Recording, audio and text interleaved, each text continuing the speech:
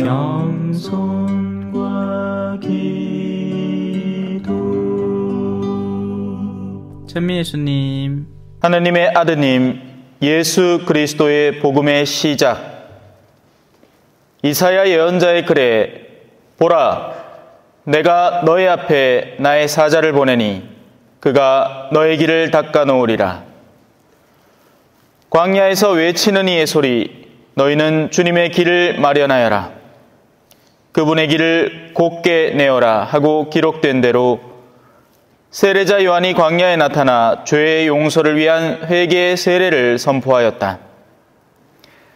그리하여 온 유다 지방 사람들과 예루살렘 주민들이 모두 그에게 나아가 자기 죄를 고백하며 요르단강에서 그에게 세례를 받았다. 요한은 낙타 털옷을 입고 허리에 가죽띠를 둘렀으며 메뚜기와 들꿀을 먹고 살았다. 그리고 이렇게 선포하였다. 나보다 더 큰 능력을 지니신 분이 내 뒤에 오신다. 나는 몸을 굽혀 그분의 신발끈을 풀어드릴 자격조차 없다. 나는 너희에게 물로 세례를 주었지만 그분께서는 너희에게 성령으로 세례를 주실 것이다. 주님의 말씀입니다.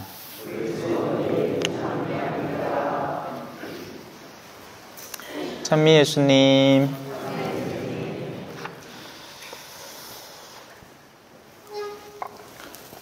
제가 남미에 있을 때는 항상 미사 전이나 후나 아니면 수시때때로 뭘 했느냐 하면 이제 성수를 갖다 뿌립니다, 사람들에게.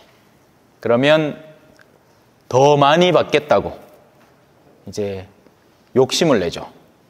그건 크게 나쁜 욕심은 아니에요. 물방울 몇 개 더 맞는다고 해서 크게 달라질 건 하나도 없으니까. 더군다나 거룩한 수단을 잔뜩 원하는 거니까 나빠질래야 크게 나빠질 것이 없는 욕심입니다. 만약에 한국에 비슷하게 하면 어떤 일이 벌어질 것 같습니까? 사람마다 다르겠지만 반응이 예상이 됩니다. 익숙하지 않은 상황이기 때문에. 그 동네는 진짜 물을 그냥 갖다 뿌리거든요. 성수채가 우리처럼 얌전하고 곱상한 채가 아니란 말이에요. 거기에는 그냥 나뭇가지 몇 개를 꺾어다가 촤라락 물을 뿌리는 겁니다. 그러면 분명히 우리 자매님들 화장 지워진다고 성질 낼 겁니다. 좀 살살, 좀에만 뿌려. 신부님. 말은 안 하겠지만 속으로 자기가 지켜야 하는 것, 자기가 더 소중히 여기고 있는 것, 자기가 지금 현재까지 꾸며온 자신의 위신이 성수로 인해서 손상된다고 생각하기 때문에 오히려 그 성수 받는 것을 꺼려하고 기피하겠죠. 또 만약에 옷이라도 간만에 성당 온다고 몇십만 원짜리 옷을 하나 딱 사람들 보라고 메이크업 좋은 거 하나 했는 거예요. 정성스럽게 엄청 비싼 걸로. 거기에 물이 묻기라도 한다면, 더군다나 한국은 소금을 엄청 넣죠. 소금물입니다. 여러분들이 찍어 바르는 건 소금물이에요. 남미에는 그냥 물을 그냥 쭉 볶아서 바로 하기 때문에 차라리 신선한 물입니다만 여기에는 소금이 잔뜩 들어가 있습니다. 그래서 그 소금물이 다음 어떻게 될까요? 큰일 나겠죠.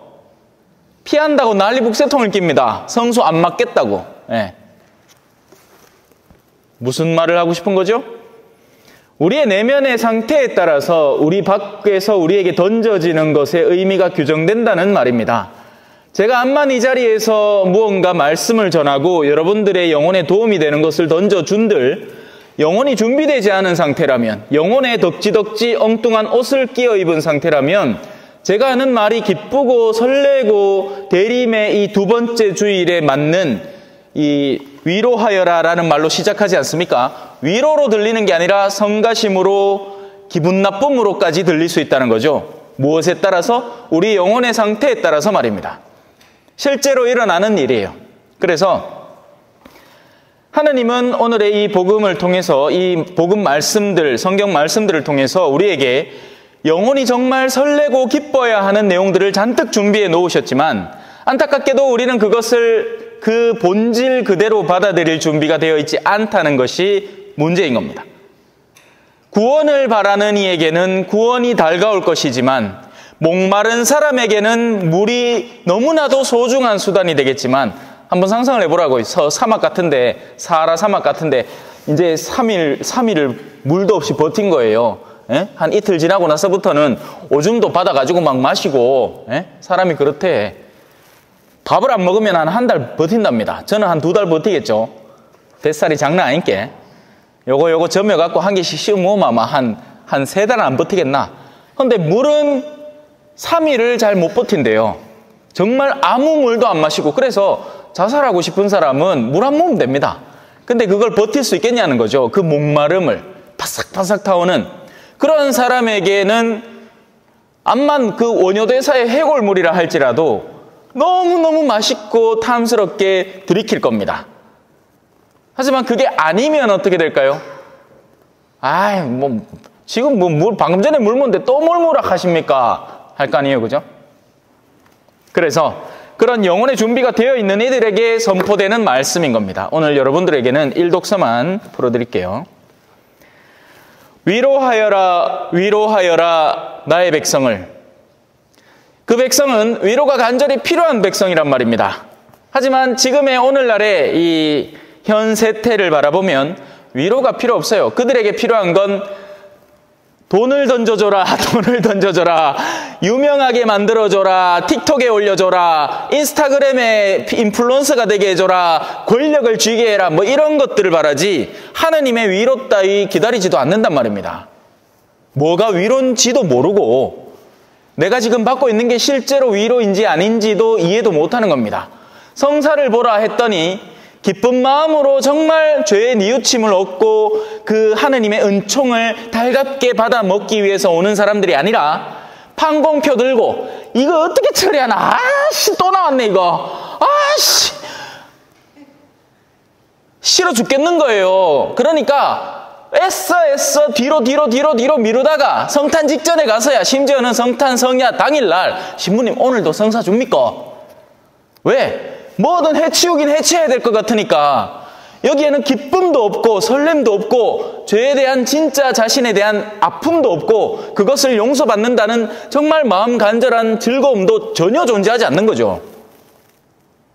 그러니 위로하라는 말이 무슨 의미겠습니까? 그죠? 위로가 필요 없는 백성인데. 그러나 위로가 필요 없어서 없다고 하는 걸까요? 아니면 그 위로를 아직까지 인지하지 못하기 때문에 그렇게 말하는 걸까요? 유치원생에게 너는 나중에 좋은 대학에 들어가야 한단다. 대학이 뭐예요? 유치원생에게는 대학이라는 개념 자체를 설명하는 것조차 힘들죠. 학교를 다니고 있지 않는데 무슨 대학입니까? 그죠? 대학은 큰 가르침을 얻는 곳이라는 거잖아요. 물론 지금의 한국의 대학은 다릅니다. 지금의 한국의 대학은 취직 수단일 뿐이죠. 다음 단계를 위한 하나의 중간 단계일 뿐이죠. 옛날에는 정말 큰 가르침들을 배우려고 애를 쓰고 인문학이 굉장히 발달해 있었지만 지금의 대학은 기술 학교죠. 일종의. 굉장히 그 의미가 전락했습니다. 자, 다시 본래 구조로 돌아와서 왜 위로가 이루어지느냐? 복역 기간이 끝나고 죄값이 치러졌으며 자기의 모든 죄악에 대하여 주님의 손에 갑절의 벌을 이미 받았으니 이제 너희는 너희가 지니고 오던 마음의 부담에서 자유로워졌다. 기뻐하여라 이 말입니다. 원래 그래서 고해성사는요 대림 시기 가운데 판공이라고 주임 신부님이 우리 본당 그런 게 없죠. 짜들어 해봐야 뭐 200명 빠야 안 되는 사람들 미사전에 30분씩 기다리고 있는데 뭐 언제 봐도 다 보지. 근데 아니라 또 뭐 막 멀리 간다 그죠. 그러고 또 주임 신부님한테 성사 안 볼락한다. 부끄럽다고. 고해의 본질은 수치입니다. 고해의 본질은 부끄러움이에요. 아픈 줄을 알아야 다시 반복하지 않게 됩니다. 그런데 그 수치를 애써 피하려고 마침 그렇게 마련된 어느 날, 그죠? 신부님들 막 A 신부님, B 신부님, C 신부님 불러다 놓고 막 여다 저다 줄 주르륵 서갖고 무슨 이 은행 개원한테 가갖고 뭐 하나 도장 받아가 얼른 나오는 거 맨키로 한다. 그 와중에 또 묻죠. 야, 주임신 어디 계시노? 왜 이렇게 잘하느냐? 저도 그걸 해봤으니까요. 저도 그 시기가 있었으니까요. 잘 이해를 합니다. 하지만 고해의 본질은 수치입니다. 부끄러워야 반복을 안 하죠.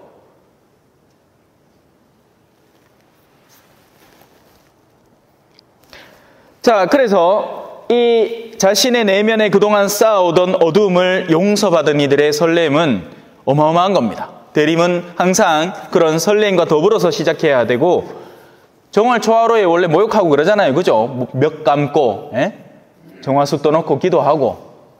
우리도 마찬가지라고요. 새로운 한 해가 시작하는 그 순간에 가능하면 빨리 그 작업을 해야죠. 그래야지 그 다음부터 오는 모든 감미로운 것들을 내 영혼 안에 받아들일 거 아닙니까? 헌데 아이라 미루고 막 그마저도 울며 겨자 먹기로 막 그러니까 이건 성사도 아니라 판공이지. 제가 지난번에 말씀을 여러분에게는 안 드렸구나. 용봉성당 용봉공소 가서 했네요. 판공과 고해성사는 사실 다른 겁니다. 그래서 지금도 어르신들 가운데에는 고해를 보라 하면 이런 얘기를 합니다. 제가 기도를 좀 덜 했고 뭐를 좀 덜 했습니다. 이거는 공을 판별하는 거죠. 고해성사는 뭡니까? 내가 죄를 하느님 앞에 그릇되이 행한 것을 고백하고 용서를 받는 자리입니다. 그러니 이 두 개를 아직도 구분을 못해요. 뭐가 고해성사인지 뭐가 판공인지. 판공은 공을 판단한다는 거예요. 네가 얼마나 노력하고 이 공을 쌓았나 이걸 보겠다는 겁니다. 문제집 하나 주고 공부를 얼마나 해왔나 그래서 찰고를 하는 거고요. 고해성사는 정말 내 영혼이 아픔을 느끼는 사람이 와서 하나님께 용서받는 자리입니다. 이 두 개는 완전히 느낌 자체가 달라요. 자, 한 소리가 외칩니다.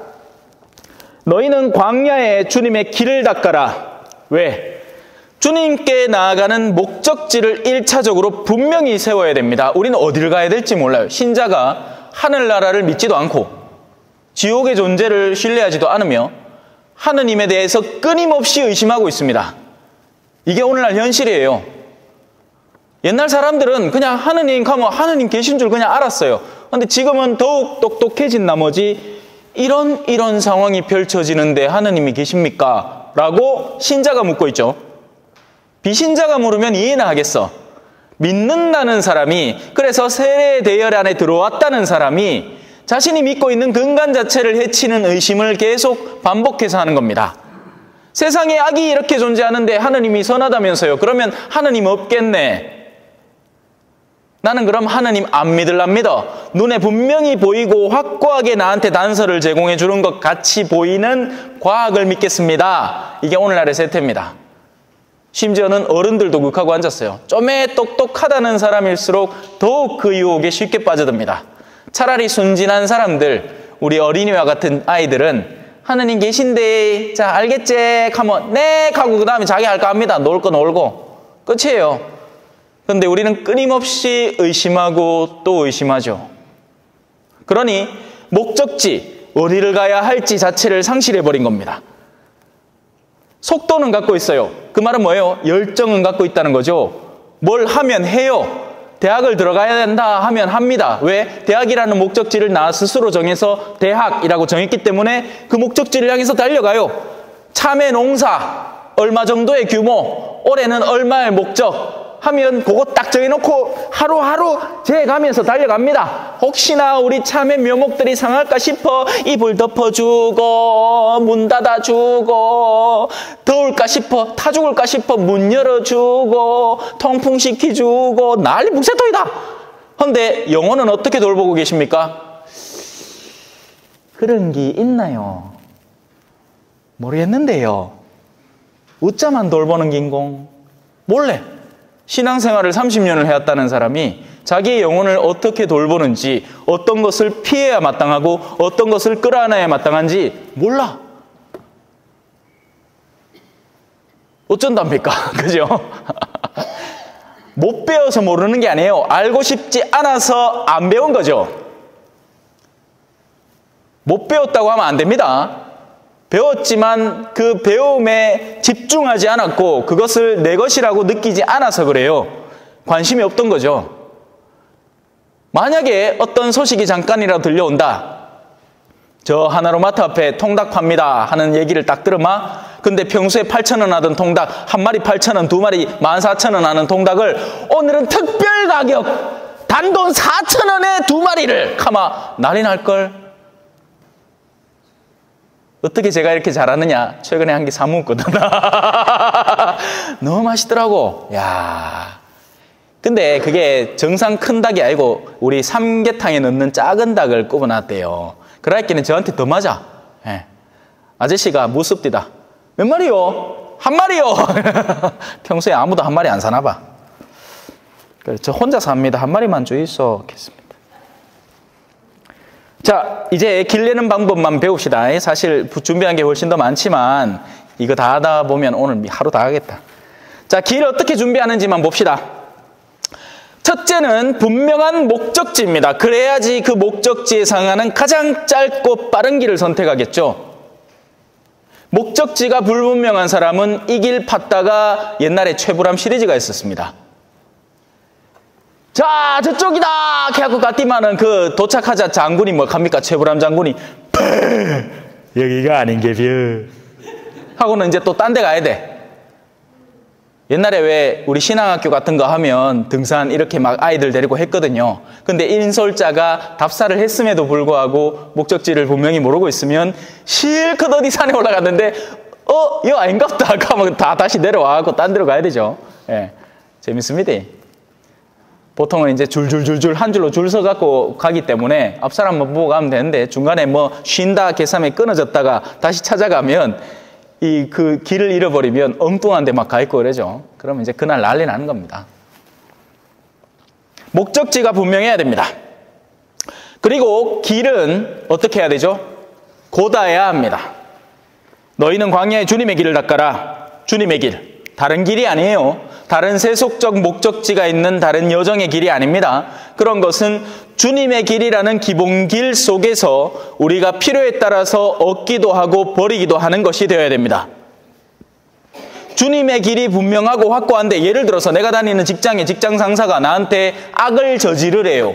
그러면 너에게 많은 이득이 보장될 거라고.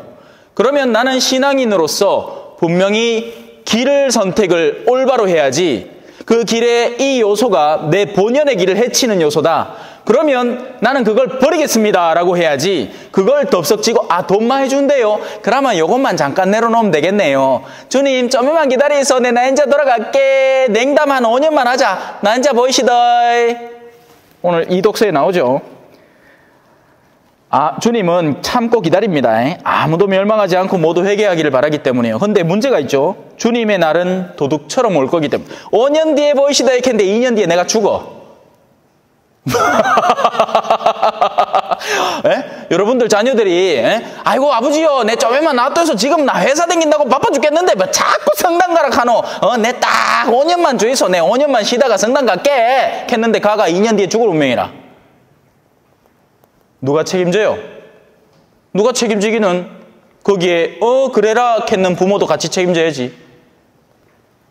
적어도 이렇게 얘기했어야 되는 거야. 아니 그러면 안 된다. 아버지는 거기 동의 못하겠다. 네가 암만 바쁘고 힘들어도 하느님께 드리는 시간과 노력은 먼저 챙기고 그 다음에 가도 늦지 않다. 그 정도 여유는 네가 충분히 마련할 수 있다. 디스코텍은 밤새도록 갔다 오면서 어디 성당 못 간다고 날리고 헌팅 포차는 미친듯이 가면서 이 뭔지 모르죠, 그죠? 서울 지역에 있는 젊은 아들이 가는 곳이랍니다. 연애하려고. 그거 갖고는 막 무작정 기다리는 기라 막 누구 꼬실까? 할까? 근데 성당 죽어도 못 가겠대요. 적어도 부모님은 그런 자리에서 동의하지는 말았어야죠. 하지만 맞지 힘들지 그래 서울 가 얼마나 힘들겠노. 그래 좀만 쉬라. 책임져야죠. 그렇게 가르친 책임을. 그리고 사실 지게 됩니다. 그렇게 신앙에서 멀어진 자녀들의 내면 속에는 충실함이나 신실함, 부모에 대한 본질적인 사랑, 하느님으로부터 기인하는 사랑이 존재하기가 힘들기 때문에 그래요. 우리 신앙은 뭐라고 가르칩니까?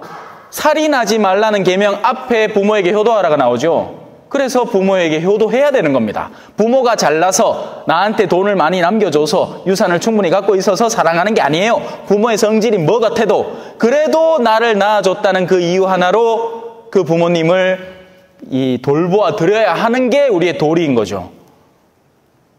이거 사람들이 착각하는 겁니다. 우리 부모님은 자격이 없어요. 맞아요. 자격 없는 부모도 많습니다. 현대사회는 더더욱이 그렇죠. 심지어는요,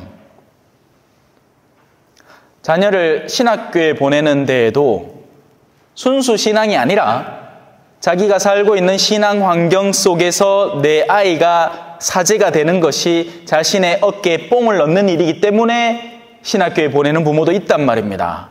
그러면 많은 이들이 불행해지기 시작합니다. 그 당사자가 불행하겠죠.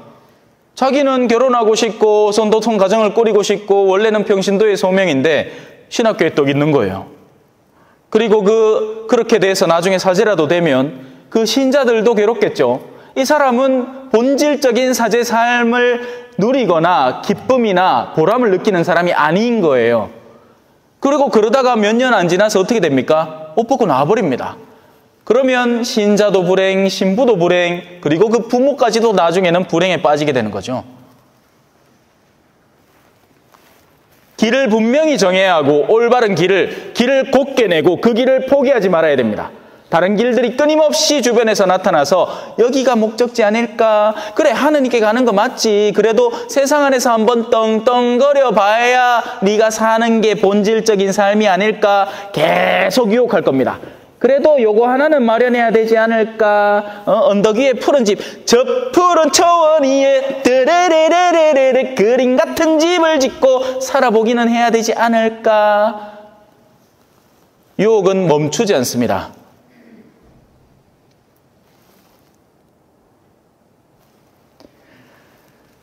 우리 하느님을 위하여 사막에, 그 누구도 물을 찾지 않는 광활한 사막에 너는 분명한 길을 곧게 내어라.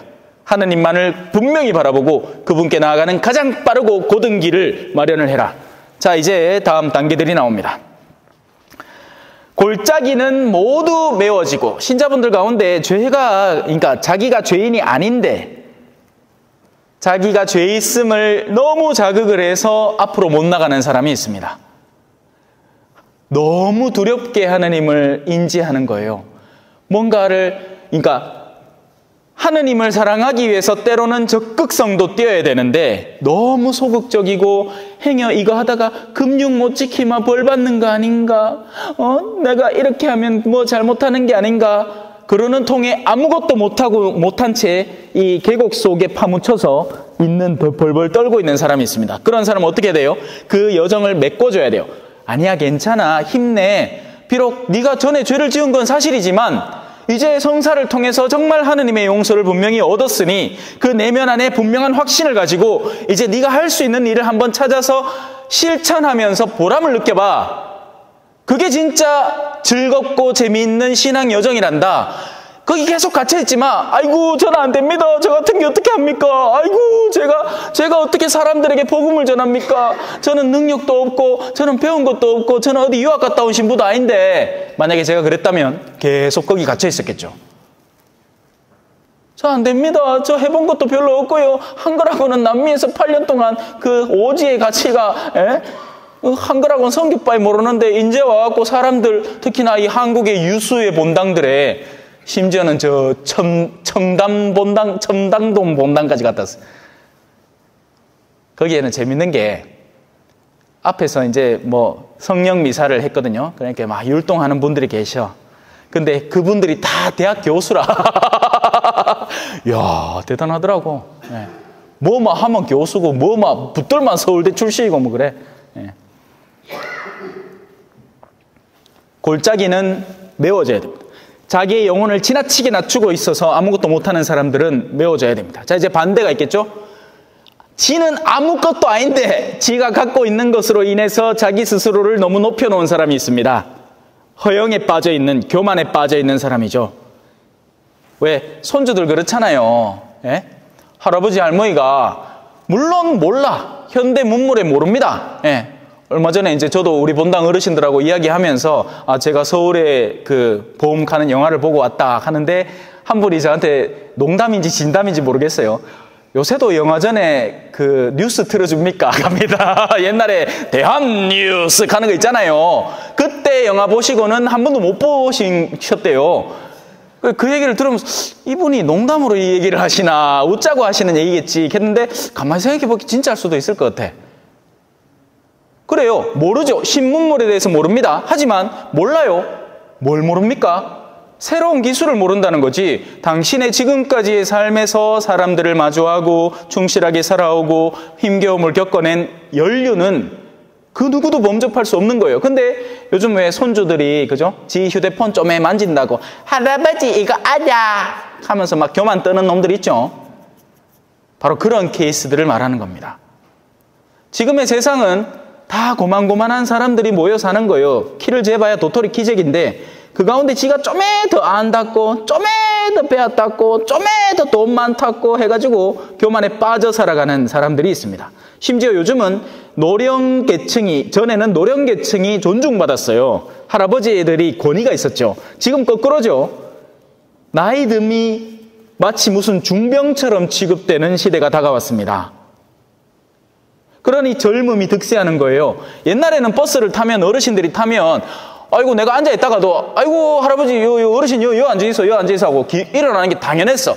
막 주머니에 막 점심 그 가방 저녁 가방 도시락 2개 들고 막 책가방에 책은 막 이빨 여가 창고 싸고 다 여가 무거 죽겠는데도 앉아있다가 어르신이 오마 요 앉아있어 하는 게 보통이었어요. 지금은 어때요? 노약자석이 따로 있죠. 그 말은 뭡니까? 나이 든 이들은 저기만 앉아라 이 말입니다. 젊은이들이 앉는 긴 의자 근처에 오지 마라 이 말입니다.